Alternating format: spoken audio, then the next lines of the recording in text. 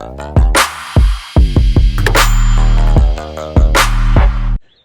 everyone! So, andito naman po ulit tayo sa farm. Ayan. So, kung nakikita nyo, marami na pong damo.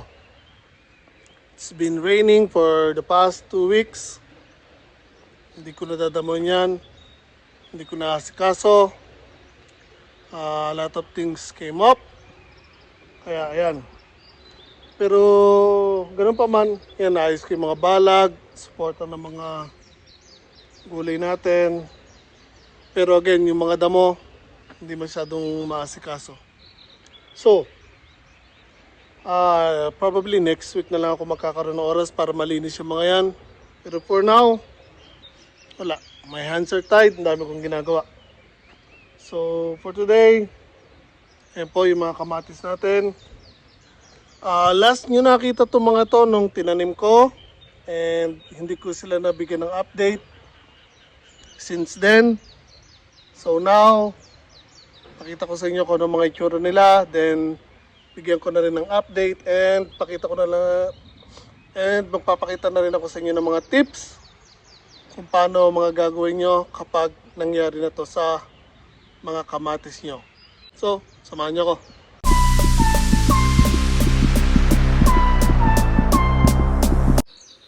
So, there you have it guys.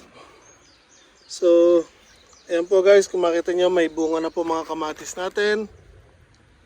Again, last time na nakita nyo to, nung itinanim ko lang po sila.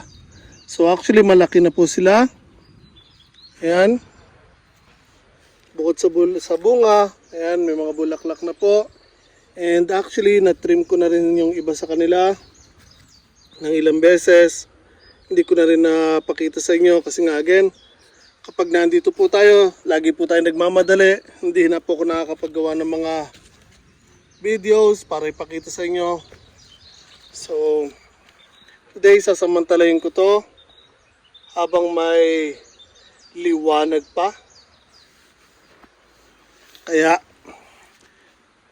samahan niyo ako guys.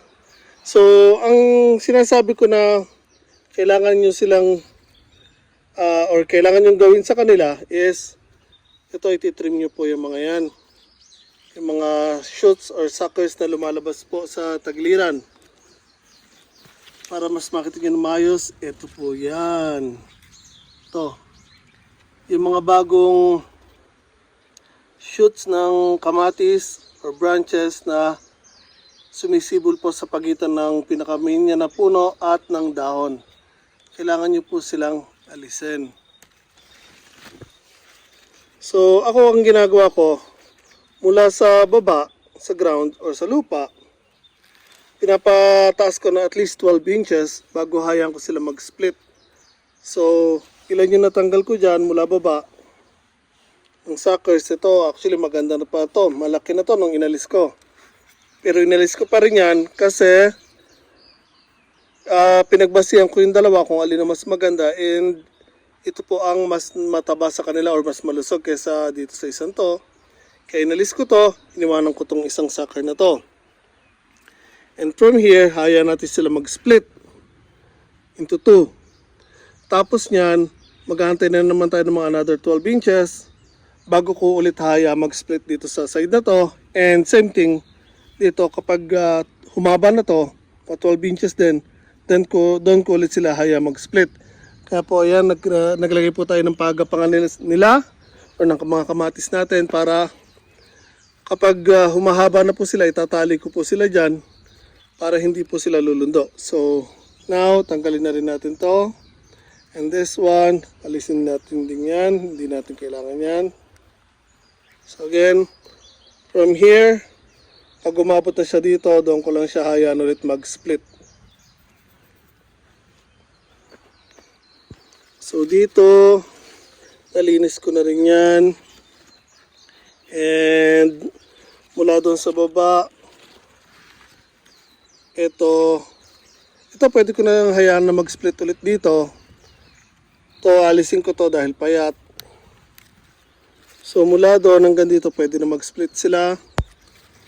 Dito naman, over na sa 12 inches pero wala pa lumilitaw na magandang panibagong shoot or sucker. So meron tayo ditong tatlo. Kung alin dyan ang magiging maganda, yun ang hahayaan natin magdiretso. Pero most likely, ito po ang iwan natin.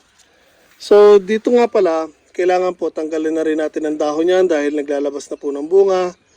And pakita ko sa inyo kung paano natin aalisan sila ng dahon. So ayan guys.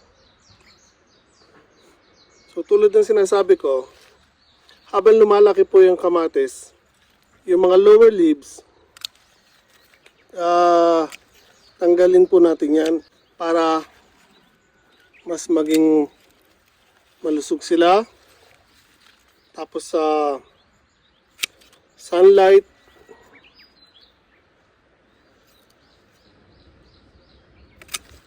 magtagusan din ng sikat ng araw.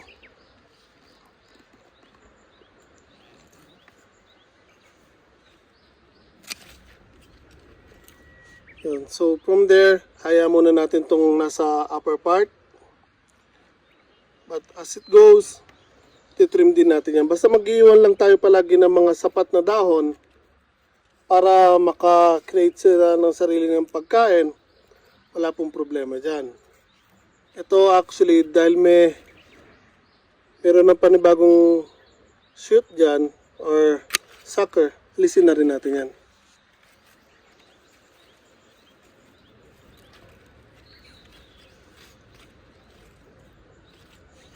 Yan, so for pansamantala, okay na po tayo dyan. So okay na po yan. Next, ito naman katabi. This one. Wait lang guys, ayos lang natin yung camera.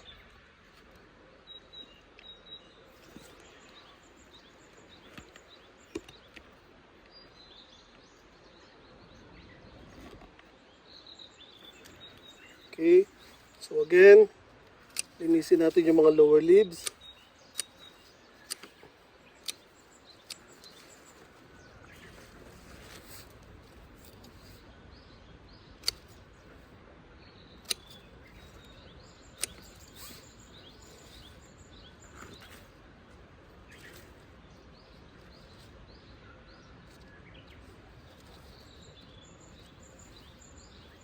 Okay. Alisin natin this one. Okay.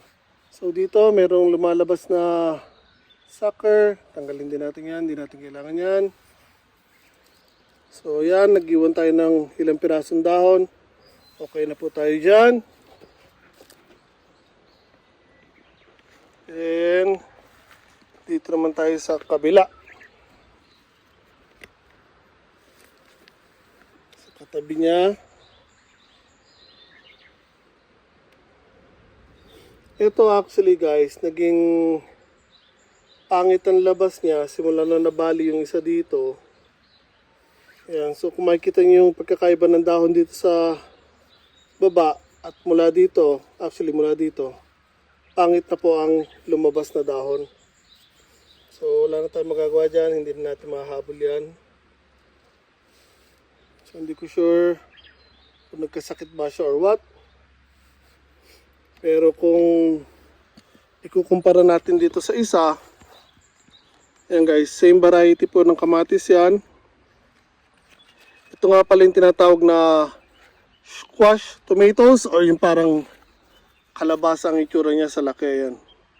So again, same variety po yan. Yan. So 2 plants lang po ang binili ko. Tuwa lang ko. Meron ako dati yan sa garden, sa bahay. Ang gaganda po ng mga bunga niya, malalaki. Again, squash tomatoes. Parang kalabasa ang datingan niya. So, again, tingnan yung dahon niya, pagkakaiba mula dyan. Papunta dito. Biglang lumipis po dito guys. So, wala na tayong magagawa dyan. Kaya hayaan na lang natin. Tingnan na lang natin kung gaganda pa ba siya or hindi. So, for the meanwhile, i-trim na lang muna natin yung mga lower leaves.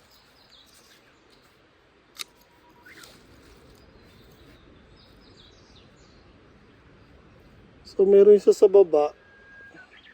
Tatanggalin na nga rin natin. Ito, inaabangan ko kasi kung magbabago pa yung labas niya ng mga suckers, kung babalik sa malulusog na dahon o hindi. Kaya hinayaan ko actually mula dito na mag-split dahil nagkaroon ako ng problema nung kinat ko dito na bali. Ayan, kaya nagkaganyan na, pumangit na. So dito, ayan, tanggalin na lang muna natin yung mga pangit o yung mga payat.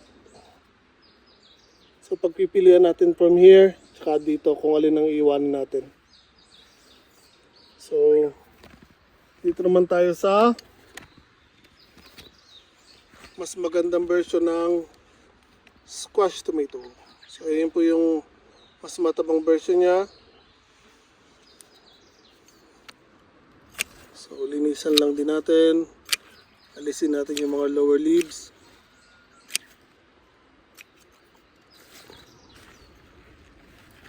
So pag ginawa nyo nga pala to guys, mas mapapanatili yung malusog ang mga kamatis nyo. Okay, wait. Meron tayong ilang shoots na lumalabas. Wait lang, tingnan natin kung ano ang iiwan natin.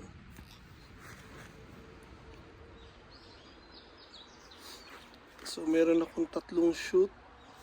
So alisin ko itong baba, lower part, itong upper part, at iwanan ko itong isang to.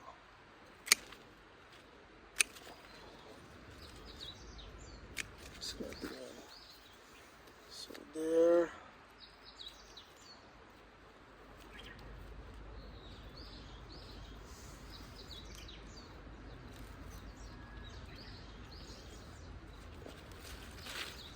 Liliban natin itong isang dahon para maging suporta. So yan, nag-iwan tayo ng ilang pirasong dahon again ulit. And tulad na sabi ko, ito iwanan natin to para mag-split. So up to the next guys. Ito naman tayo sa tabi.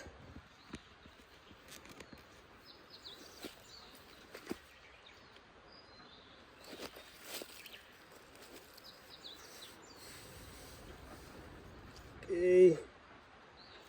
Dalang ulit tayo ng mga dahon.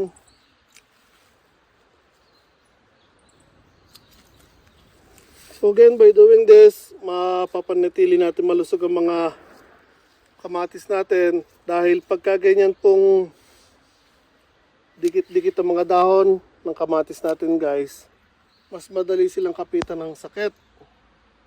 Yung tinatawag na powdery mildew, yung kung napapansin nyo pag nagtatanim kayo ng kamatis, yun namumuti yung mga dahon o yung sa ilalim, yung mga insekto maliliit. Kapag dikit-dikit po yung dahon, mas madali po silang kapitan ng ganon, ng mga insekto. Unlike pag malilinis palagi yung mga puno nyo ng kamatis, tagusan yung araw o yung liwanag, sikat ng araw, mas mape-prevent nyo na kapitan sila ng mga ganong insekto. So dito, again, meron na lumalabas na shoot. Inalis ko rin dito. This side naman, 12 inches ito, mukhang magiging mataba itong nandito, nalilitaw. Pero meron din dito isa pa lumalabas sa baba. Iwanan ko muna yan. So later, para makapamili tayo ng mas maayos. So, yan guys, marami pa akong gagawin. So, trim ko muna itong mga ito para mas makagawa ko na maayos or mas mabilis. Pakita ko na lang sa inyo mamaya.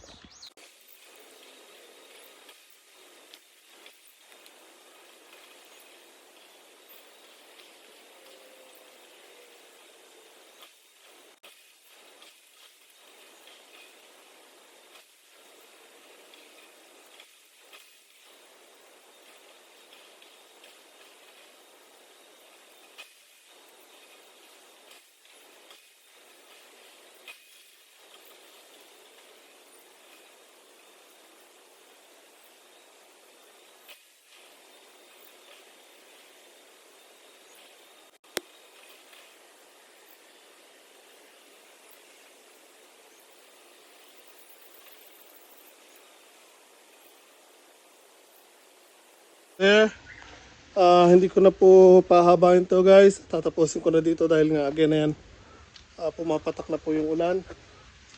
And medyo malaki po rin yung patak. So, yan. Trimming. Tapos paglilinis ng paligid ng kamatis. Although hindi natapos. And again, may mga bunga na po yung mga kamatis natin. So, sunod na update nito. Hopefully makita niyo malalaki na yung bunga ng mga kamatis natin. So, ingat tayo lahat talaga guys.